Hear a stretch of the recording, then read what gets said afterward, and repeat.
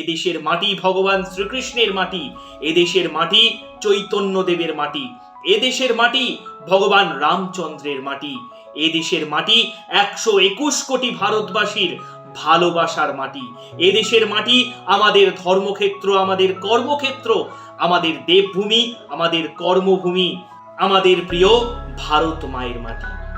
ভারত পাকিস্তান আবহের মাঝেই যখন গোটা দেশ আজ ভারতীয় সেনাবাহিনী এবং ভারত সরকারের দিকে এক দৃষ্টিতে তাকিয়ে, ঠিক সেই মুহূর্তেই ভারতীয় সেনাবাহিনীর একটি ভিডিও সামনে আসতেই শোরগোল পড়ে গেল সর্বত্রই, যেখানে ভারতীয় সেনাবাহিনীদের দেখা গেল একেবারেই অন্য রূপে, যেখানে এই মুহূর্তে ভারতীয় সেনাবাহিনীর এক একটি পদক্ষেপ মানেই ভারতের কাছে খুব বিশাল একটা ব্যাপার।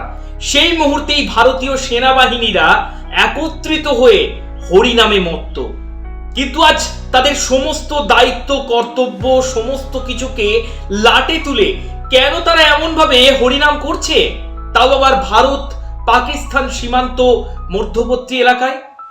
হ্যাঁ, আজ এমনই একটি ভিডিও আপনাদের সামনে আজ আমি নিয়ে আসলাম। নমস্কার, আমি কৌস্তব চক্রবর্তী, আপনারা দেখছেন শিবের বাড়িতে জগন্নাথ। হ্যাঁ, এই মুহূর্তে সোশ্যাল মিডিয়াতে একটি ভিডিও ভাইরাল হয়েছে, আর যে ভাইরাল হওয়া ভিডিওটিকে ঘিরে এখন গোটা দেশ তোলপাড়, যেখানে ভারতীয় সেনাবাহিনীদের এই যুদ্ধকালীন পরিস্থিতিতে দেখা মিলেছে একেবারেই অন্য রূপে।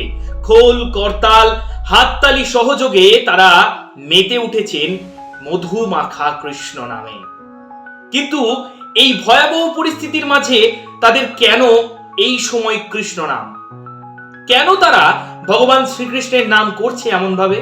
তবে এই ভাইরাল হওয়া ভিডিওটিকে ঘিরে অনেকেই ভারতীয় সেনাবাহিনীর সমালোচনা করলেও দেশের একাংশই ভাইরাল হওয়া এই ভিডিওটিকে নিয়ে প্রশংসা করেছেন, কারণ তারা ভারতীয় সেনাবাহিনী, যারা তাদের পরিবার পরিজন, তাদের স্বামী স্ত্রী সন্তান সব কিছুকে ছেড়ে তারা দিবারাত্র দিন রাত, ঝড় নেই জল নেই বৃষ্টি নেই, তারা আমাদেরকে শান্তিতে থাকার জন্য তারা এমন ভাবে লড়াই করে যাচ্ছে, কঠিন থেকে কঠিনতম লড়াই তারা চালিয়ে যাচ্ছেন দিনের পর দিন।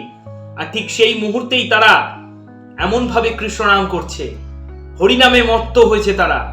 তবে কি ভারতবর্ষের এত উন্নতি প্রযুক্তি থাকতেও, ভারতীয় সেনাবাহিনীর এত ক্ষমতা থাকতেও তারা কি অবশেষে নির্ভর করছে ভগবানের ওপরেই, নাকি এর পেছনে অন্য কোনো রহস্য?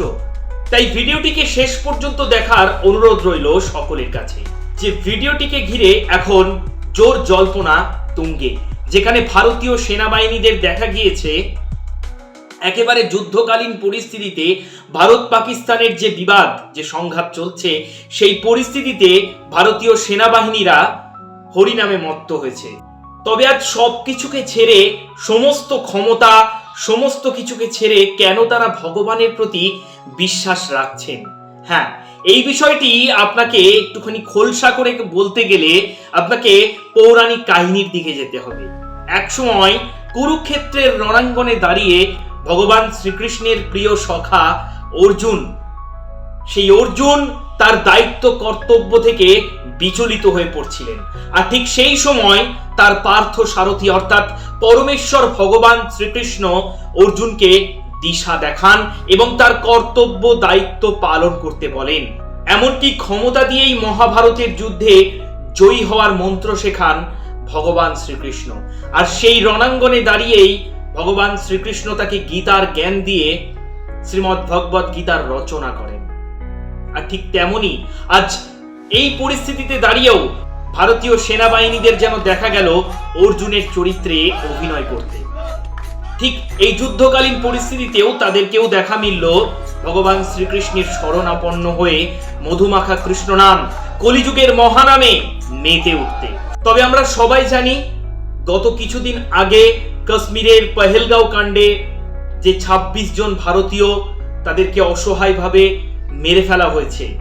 তাদেরকে জিজ্ঞাসা করা হয়েছে, তুমি কি হিন্দু নাকি তুমি মুসলিম, তুমি কি কলমা পড়তে পারো? তাদের কাছে ধর্মের কথা জিজ্ঞেস করে তাদের অসহায়তার সুযোগ নিয়ে তাদেরকে নির্বিকারে সবুজ উপত্যকায় মেরে ফেলা হয়েছে। আর সেই ঘটনাকে কেন্দ্র করে গোটা বিশ্ব আজ এই ঘটনার সমালোচনা করলেও ভারত সরকার কিন্তু কড়া পদক্ষেপ গ্রহণ করেছে রাতারাতি, যেখানে একের পর এক জঙ্গি দমনে, সন্ত্রাসবাদী দমনে ভারত সরকার একের পর এক কড়া পদক্ষেপ গ্রহণ করেছেন। যেমন সিন্ধু জল চুক্তি, ভারতের সঙ্গে পাকিস্তানের যে সিন্ধু জল চুক্তি সেটিকে সম্পূর্ণভাবে ছিন্ন বিচ্ছিন্ন করে দিয়েছেন। পাকিস্তানের সঙ্গে যেসব কূটনৈতিক সম্পর্ক ভারতের ছিল, যেসব দরদের সম্পর্ক ছিল, তাও ভারতবর্ষ একেবারে রাতারাতি সব ছিন্ন করে দিয়েছে। আর ঠিক সেই মুহূর্তে দাঁড়িয়েই ভারতীয় সেনাবাহিনীরা কৃষ্ণ নামে মেতে উঠেছে একেবারে ভারত পাকিস্তানের সীমান্ত মধ্যবর্তী এলাকায়, যেখানে আজ এই মুহূর্তে দাঁড়িয়ে রেড অ্যালার্ট যে প্লেস, সেই প্লেসে দাঁড়িয়ে তারা কৃষ্ণ নাম করছে।